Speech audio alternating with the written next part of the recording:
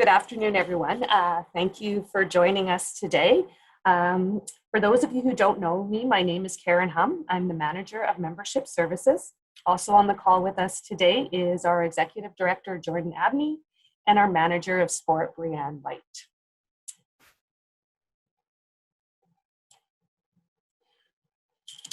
Well, today we're going to walk you through our website. As well, we're going to go over the requirements and the process of sanctioning. We're going to start first with our website. So I have our homepage of our website here. So hopefully you're all familiar with our website address. It's up in the corner here. So I'm just going to walk you through the various elements of our website, and hopefully you'll find some valuable information.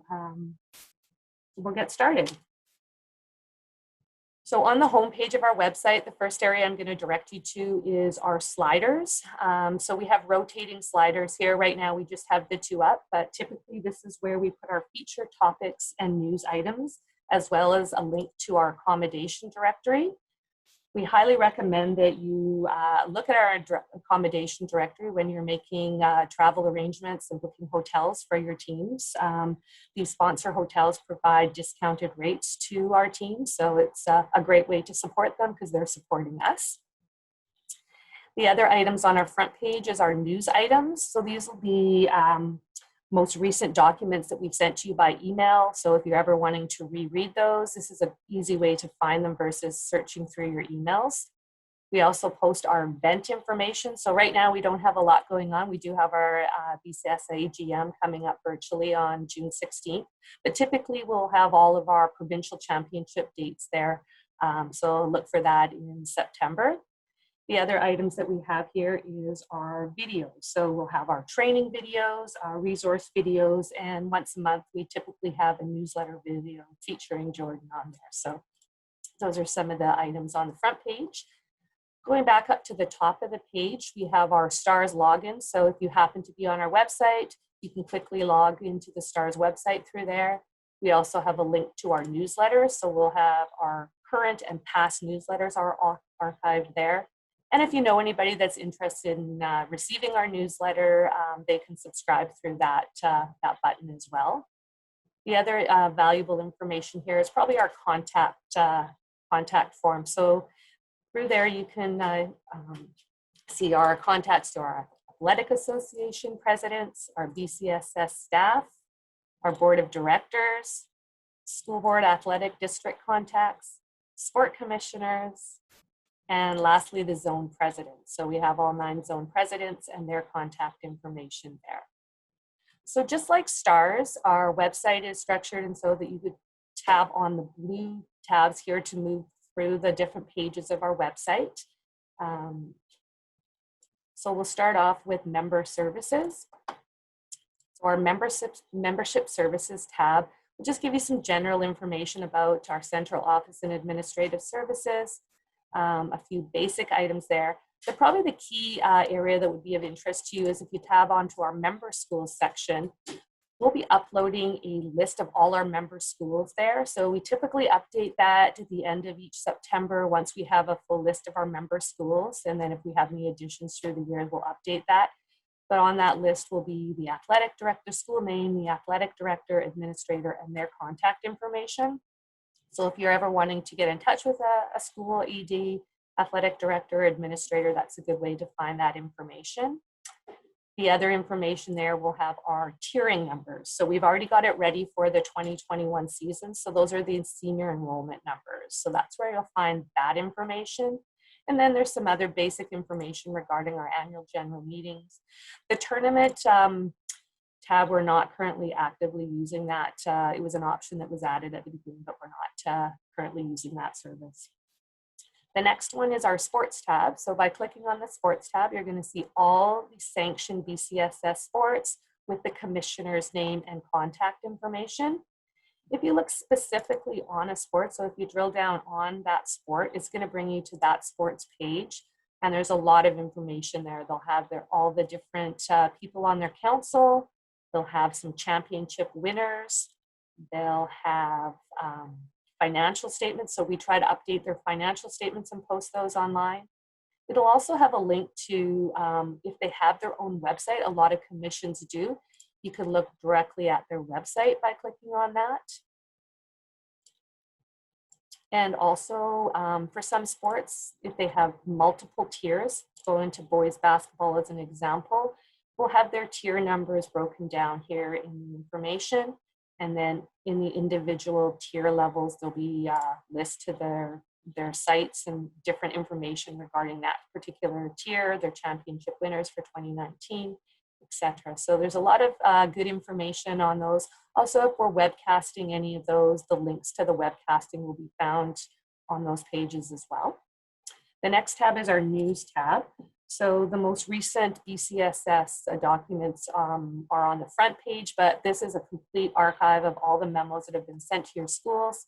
So if you're ever looking for a particular memo that was sent out, a great place to find those. The next one would be our coaching tab. So here you'll find some information, resources for coaching, just going through the various ones. We have some links directly to sites with some information for you there. And then moving on to our awards section.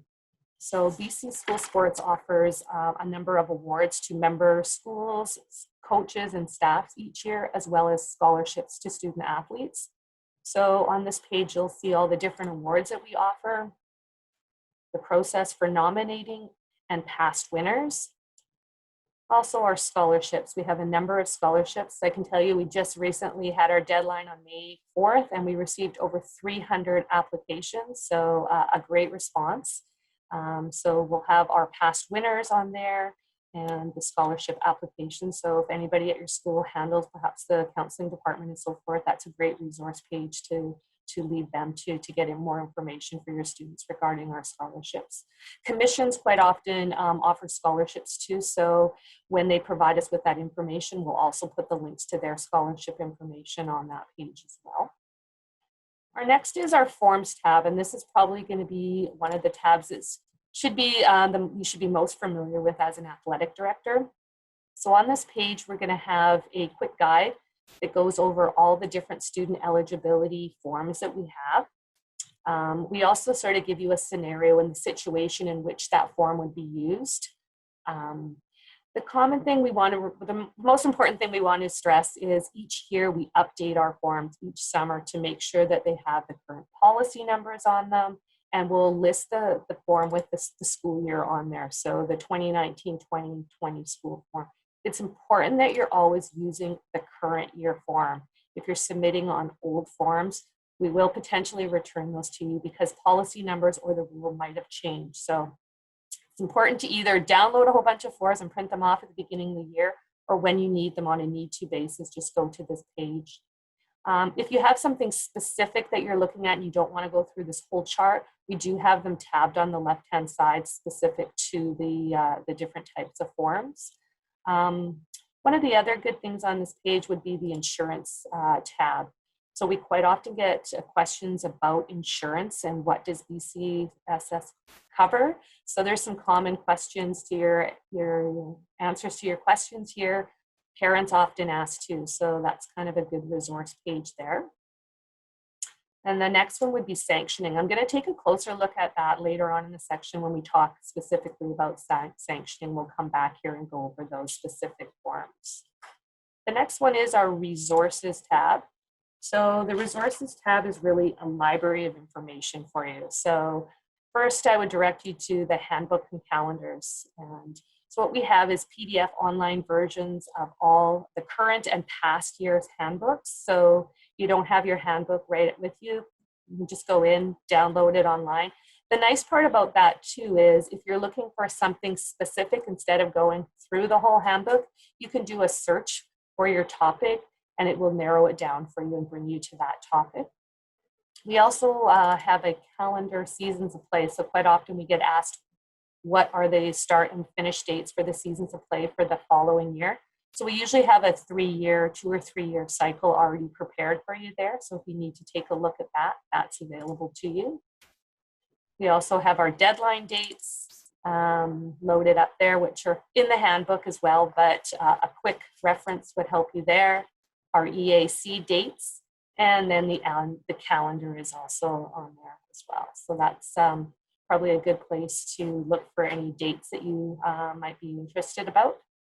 Also, walking through this page, we have information about the various standing committees that we currently have. So we have our board, have our appeals committee, scholarship committee. So if you're ever interested who's on those specific committees or what they're doing, that information can be found there.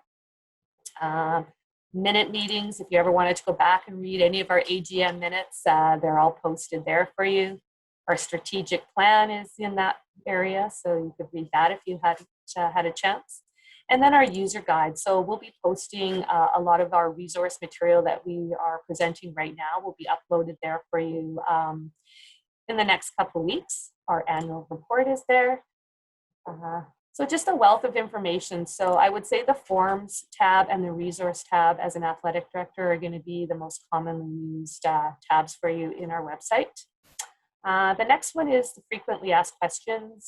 So we've created a list of questions based on things that we hear regularly with answers. If you come up with any other ones that you would like us to answer or you think that you get a lot of, please let us know. We'd be happy to add them. And then finally, our parents tab. So we kind of just really basic information of things that parents ask us, which sports are sanctioned, in what season of play are they, scholarship opportunities for their kids, basic student eligibility, very basic information. And then once again, we go over the insurance information. So those are sort of the key elements of our website. So we're going to talk a little bit about sanctioning, the intent of sanctioning, and we'll go through the process as well. And then I'll lead you back to our website where we can look at the forms that I'm going to be referencing to with respect to sanctioning. So the intent of sanctioning is to ensure school teams playing under similar conditions and rule structures are competing fairly against one another within the spirit and intent of the interscholastic athletics. Any competition hosted by and contested by 2 BCSS member schools in a recognized activity during the season of play is automatically sanctioned. So when is sanctioning required? There would be 2 cases that you require sanctioning. So if you're planning on hosting a school from outside the province, you need to submit a member school event hosting sanctioning form. The form must be submitted by the athletic director of the hosting school a minimum of 30 days before the event for the schools within Canada and 60 days from outside of Canada. Once we get that form, we will contact the provincial or state school sport governing body for approval, and in turn, we will notify the athletic director of the outcome. I'm stressing athletic director. It's fine if a coach fills it out. We want the form to come by the athletic director so we know that you're aware that your team is intending on hosting or traveling to an event. It's important that you're keeping track of these extra tournaments and so forth that they're participating in, because there is a limit on the number of playing dates for each sport. So that's why we're stressing that.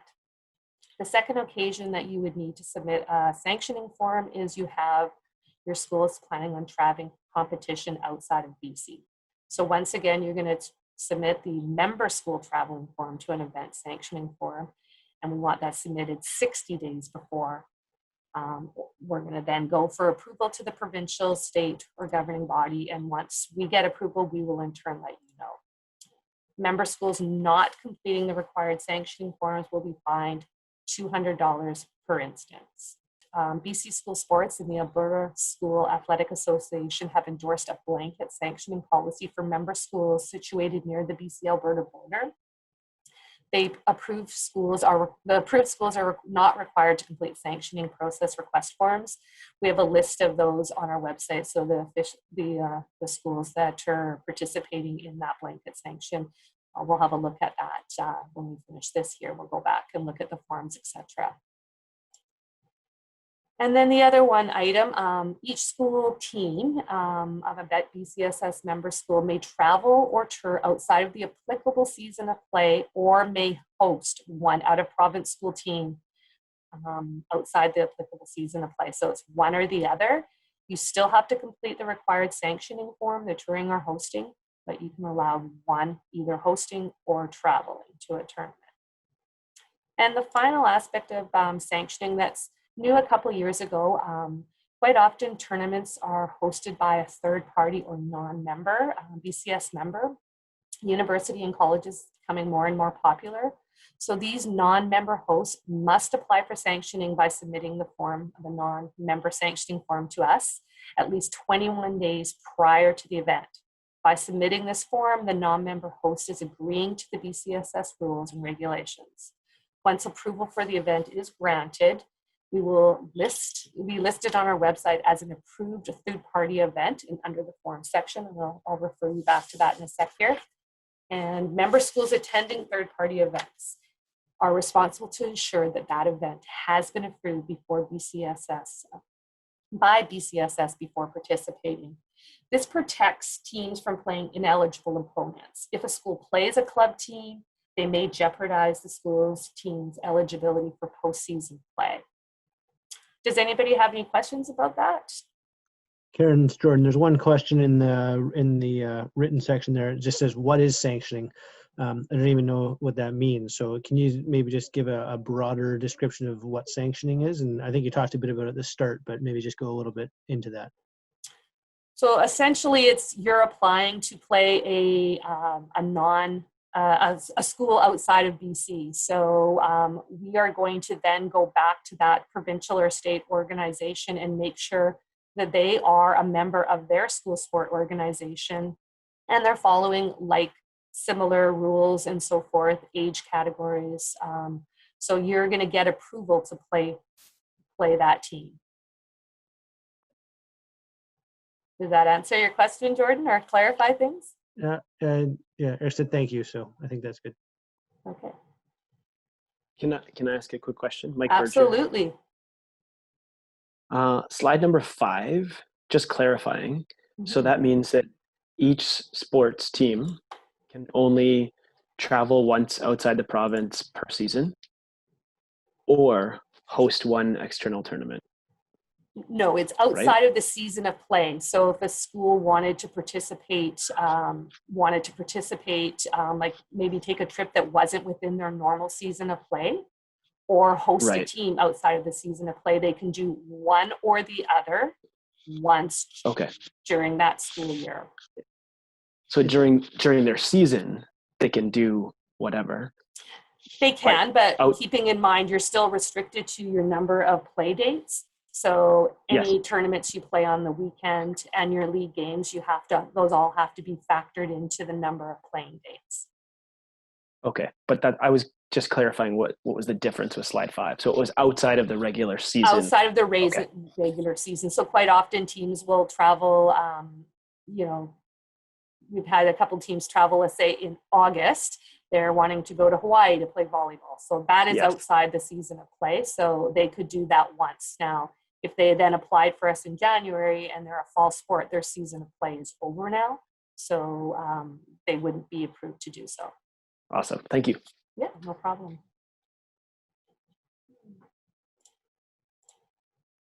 I'm just going to direct you back to our website. So we were in the forms tab earlier. So if we have a look at our sanctioning forms there, this is where you'll find the different forms for hosting an event, traveling into an event, and the non-member, which typically you will not be using.